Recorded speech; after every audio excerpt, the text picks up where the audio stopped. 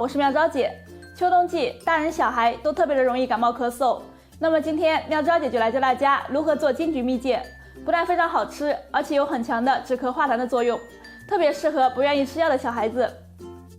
首先，我们准备1000克新鲜的金桔，然后把它放在盐水里搓洗一下。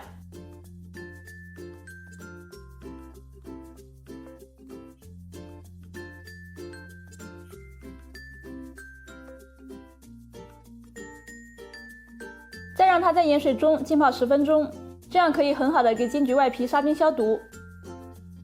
浸泡好后，再用清水冲洗几遍，然后把金桔的果粒去掉。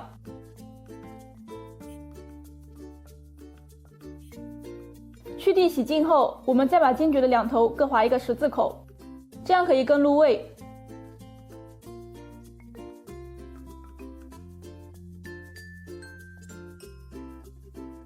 金桔全部划好后，我们在锅中加入1000毫升的清水，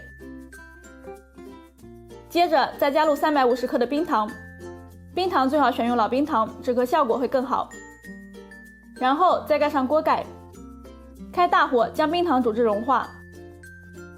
冰糖融化后，我们再将处理好的金桔倒入锅中，再转中小火煮至汤汁变浓稠。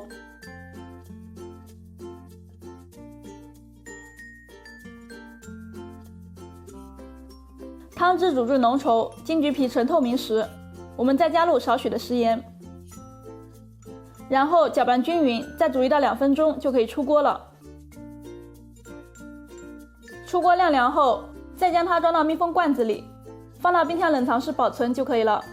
平时可以直接这样吃，也可以泡水喝。感冒咳嗽的时候吃了可以止咳化痰，平时吃了可以预防感冒，而且小孩子特别喜欢吃。怎么样？今天这个做金桔蜜饯的方法你学会了吗？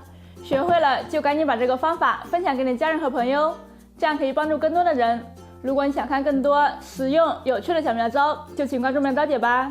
还有记得在下方点赞留言哦。我们下期再见，拜拜。